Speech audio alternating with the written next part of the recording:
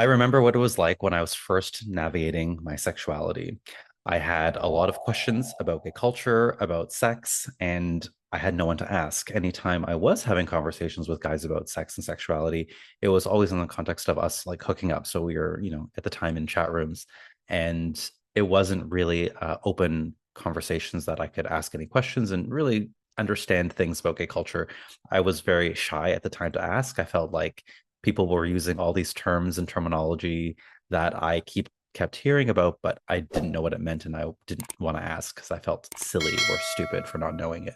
At the time, I had a therapist who was amazing, but she was a straight woman. And I remember having to explain to her a whole bunch of things that I knew and she didn't, and nor should she because she's a straight woman. Why would she possibly know these things? But I felt a little bit uncomfortable sharing elements of my sex life with her because, she didn't really get it. And I thought maybe she would judge me for some of the things that I wanted to say. So I felt isolated. I felt confused. I didn't have a lot of resources to get answers to the questions I had.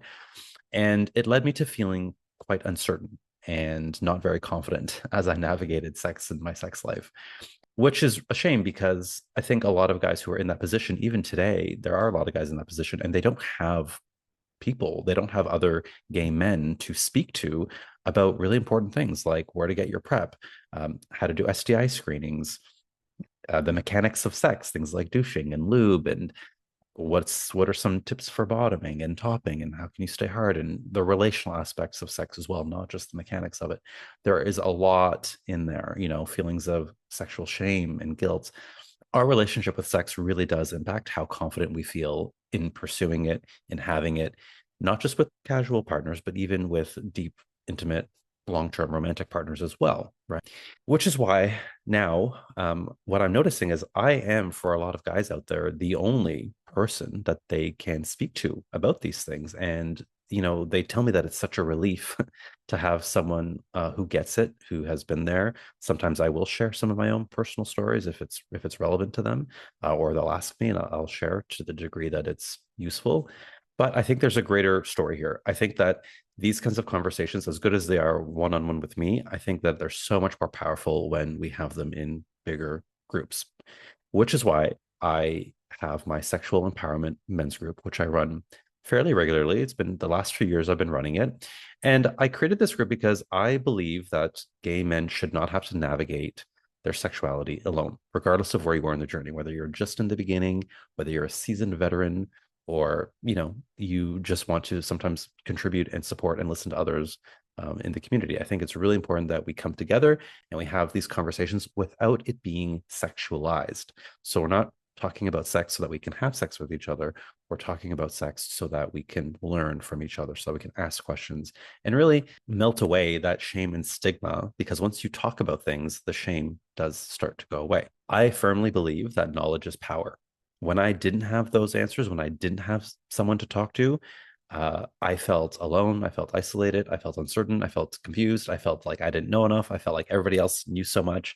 And I was, this guy who just didn't know a lot. And it made me approach my sex and sexuality without a lot of confidence, with a lot of insecurity. But the more I learned, the more confident I felt, because when we have the right information at our fingertips, we feel more confident in our sexuality. And when we feel more confident and have more information, it allows us to make better, safer, more informed decisions. And when you're doing that, ultimately, we experience more pleasure and deeper connection. And that's what this is all about at the end of the day. That's what we want: more pleasure and deeper connection. So let me tell you about my sexual empowerment men's group. As I said, I run this fairly regularly.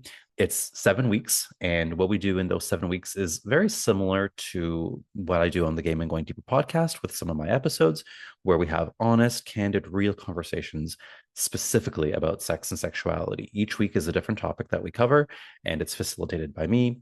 We have some discussions in the main room. Then we also do breakout rooms and activities as well. It gives participants a chance to connect with me, and most importantly, connect with each other. And in doing so, as I said, that shame melts away. We normalize a lot of our challenges. We normalize a lot of our experiences. And we also learn from other people's perspectives and experiences, which I think is a beautiful thing. This is a safe space to ask questions and get real answers. And where I might not have all the answers, then we have a pool of people who might. And also, I have a ton of resources at my disposal that I can share with the group and with you individually as well. This is a no shame, no judgment kind of space. So we show up as we are, we meet each other where we are, and we just have a good time with it. I limit the group to 15 participants because once it gets beyond that, it gets a little bit too big. And I think 15 is a beautiful number to, have a bigger group discussion when we need to, but also pair off and do breakout rooms as well. As I said, each week is a different topic. Some of the things that we cover overall are sexual shame, sex positivity, body image, porn, masturbation, intimacy, like relational intimacy and emotional intimacy with partners. Sexual health is a huge aspect of it as well, and so much more. Each week, you have a downloadable workbook, which you can download, and it's a PDF that you can type into, or if you prefer writing, you can write your notes in it, and we can follow along with that. There's activities and exercises and journal prompts in these workbooks as well. So if you're one of those people who does not have people in your life who you can have open, honest, candid conversations about sex and sexuality, then I invite you to join this. We do not turn it sexual. We have fun. It's flirty. It's fun sometimes, but it's not sexualized. That is one of the rules of the group. And we do so without shame and judgment. And when I've run this in the past, it is great because there are guys from all different backgrounds, all different levels of experience, some not even out yet, some have not even, dipped their toe in that world, but they have a lot of questions, and others who are veterans of the world and have literally done and seen it all. And it's so nice to see these people come together and share their challenges, because every aspect of that journey has its own unique set of challenges. And what we find is that regardless of where we are, regardless of your background and level of experience, we do actually have a lot of the same challenges. And it just feels nice to know sometimes that you're not alone, that you feel that too. And, the sting of rejection or the insecurity or the sexual shame that we still carry. It's just nice to know that you're not doing it alone. Also, we don't censor ourselves. So, this is not a space where we need to censor ourselves. I think it's important that we bring all the topics to light and we can talk about them openly. I'm there to guide and facilitate the discussions. If this is something you're interested in, please do check out the links. The group runs fairly regularly, so if it's not there right now, you can always just email me and ask when the next one's going to be. You can get on my mail list, subscribe to my email list, and you'll be the first to be notified once there are spots. I give exclusive access to my subscribers first, and then once the spots fill up there, then I open it up publicly. So make sure you get on that Wellismo Weekly mailing list. All right, thank you so much. Be well.